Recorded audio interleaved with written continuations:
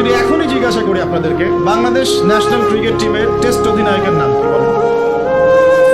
মাশাআল্লাহ, বলেন টি-20 ক্যাপ্টেনের নাম কি? ওডিআই ক্যাপ্টেন কে? আর্জেন্টিনার 3 জন প্লেয়ারের নাম বলতে পারবেন? ব্রাজিলের 5 জন প্লেয়ারের নাম বলতে পারবেন?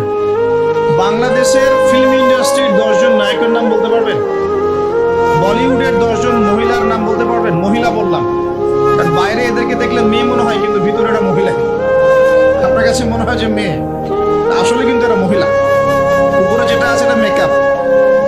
তো যে প্রসঙ্গে কথাটা বললাম, আমাদের তরুণ প্রজন্মকে যদি আপনি এই প্রশ্নগুলো করেন, তারা কিন্তু উত্তর দিতে পারে।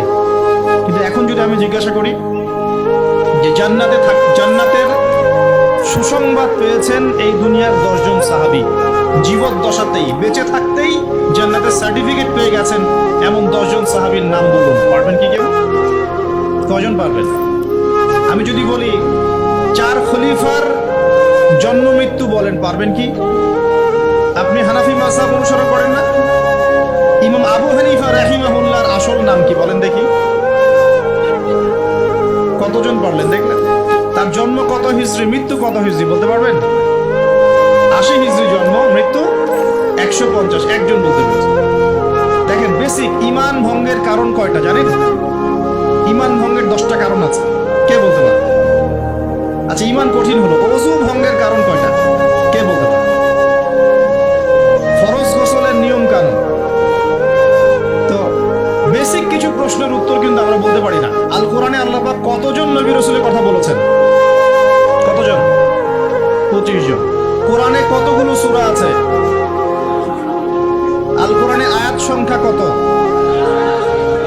একদম ভুল, 6236। তো শুনুন, এই যে বেসিক প্রশ্ন, কমন জিনিসগুলো যারা আমরা জানি না, অথচ আমরা মাশাআল্লাহ বলিউড, হলিউড, খেলাধুলার জগৎ সব একা করে ফেলেছি। বলেন, এই তরুণ প্রজন্মকে দিয়ে কি ইসলামের বিজয় হবে কিনা? কি মনে হয় আপনাদের? বিগত 100 বছরে আমরা কি করেছি এই জায়গাটা একটু দেখেন। প্রথমত, আমরা দিনের বেসিক যে পড়াশোনার জ্ঞান অর্জন, এই জ্ঞান অর্জন থেকে আমরা মোটামুটি পিছিয়ে যাচ্ছি। আমরা মনে করছি যে এগুলো আলেম ওলামাদেরই কাজ, দায়ীদের, বক্তাদের, তাদেরই কাজ দিনকে নিয়ে ফিকির করা, আমাদের কোনো দায়িত্ব নাই। এটা কি ঠিক হবে? এই দিন কি আমাদের সবার না? বাংলাদেশ একটা রাষ্ট্র, বাংলাদেশ রাষ্ট্রটা কি শুধু পলিটিশিয়ানদের দ্বারাই টিকে থাকে? এখানে সাধারণ জনগণ আছে, পুলিশ প্রশাসন আছে, যুবক যুবতী আছে, শিশুরা আছে, বিভিন্ন অর্থনৈতিক সেক্টরে মানুষ আছে, ফাইন্যান্সের ক্ষেত্রে মানুষ আছে, মিলস, ইন্ডাস্ট্রিজ, ফ্যাক্টরিজ আছে, অনেক কিছু আছে। সবকিছু মিলেই কি একটা জাতি না? এখন যদি মোর একটা অংশের মানুষ দায়িত্ব ছেড়ে দেয়, শুধু প্রশাসন বলে যে আমরা দায়িত্ব পালন করবো না, আপনারা বোঝেন, তাহলে এই পুরো দেশের সিস্টেমটা কলাপস করবে না? শুধু ব্যাংকিং সিস্টেমের মানুষরা যদি বলে আমরা আর ব্যাংক চালাবো না, আপনারা চালান, যা করেন করেন, এই দেশের ইকোনমিক সেকশনটা কলাপস করবে না? যদি ব্যবসায়ীরা বলে আমরা কোনো ব্যবসা করবো না, শুধু এই যে এক্সপোর্ট ইম্পোর্ট অথবা এই যে ট্রানজাকশন, মানে বাস ট্রাক যেটা আমরা বলি, শ্রমিক, মোটর শ্রমিক, তারাই যদি বলে আমরা আর গাড়ি ঘোড়া চালাবো না, জনগণ ভোগান দিতে পারবে না? একটা রাষ্ট্র বলেন, সমাজ বলেন, উম্মাহ বলেন, টিকে থাকে সবার প্রচেষ্টার উপর। সবাই যখন যার যার জায়গা থেকে তার দায়িত্ব পালন করে, তখন সে রাষ্ট্রের বিজয় কেউ ঠেকাতে পারে? কেউ পারবে না। একই জিনিস উম্মার ক্ষেত্রে। আমরা যদি মনে করি যে আমরা এটা আলেম ওলামাদেরই কাজ, হ্যাঁ, হাফেজে কোরআন তারাই কোরআন চর্চা করবে, যিনি মুফতি মুহাদ্দিস তারাই ইসলাম নিয়ে থাকবে, আমরা কিছু জানি না, তাহলে সমস্যা। আমাদের বেসিক জ্ঞান সবাইকে অর্জন করা উচিত। রাসূল সাল্লাল্লাহু আলাইহি ওয়াসাল্লাম বলেছেন, তালাবুল ইলমি ফরিদা আলা কুল্লি মুসলিম। প্রত্যেক মুসলমানের উপরে দ্বীনের জ্ঞান অর্জন করাটা ফরজ করা হয়েছে। আমরা কি পড়াশোনা করবো ইনশাআল্লাহ? একটু বেসিক পড়াশোনা করবেন, কোরআন পড়াটা শিখুন, অন্তত পক্ষে নবী সাল্লাল্লাহু আলাইহি ওয়াসাল্লামের 40টা হাদিস মুখস্থ করেন, বেসিক কিতাবগুলো পড়েন, যেমন রিয়াদুস সালিহিন, বুলুগুল মারাম, মিশকাতুল মাসাবি, হাদিস আরবাঈন, ফয়জুল কালাম, বেসিক বইগুলো একটু পড়ার চেষ্টা করেন। নবী সিরাতগুলো পড়েন, ইসলামের ইতিহাসগুলো পড়েন, আকীদার বইগুলো পড়েন।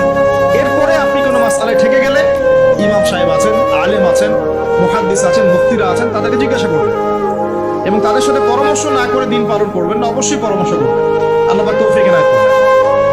কাজ দিয়ে যাচ্ছি, কোরআন তেলাওয়াত শিখতে হবে, নবীর জীবনে একবার পড়তে হবে, একবার টপ টু বটম কোরআনের অর্থ পড়বেন। আরেকটা কাজ দিন, সেটা হলো নবী সাল্লাল্লাহু আলাইহি ওয়াসাল্লামের 40 হাদিস কমপক্ষে মুখস্থ করতে হবে। পারা যাবে ইনশাআল্লাহ?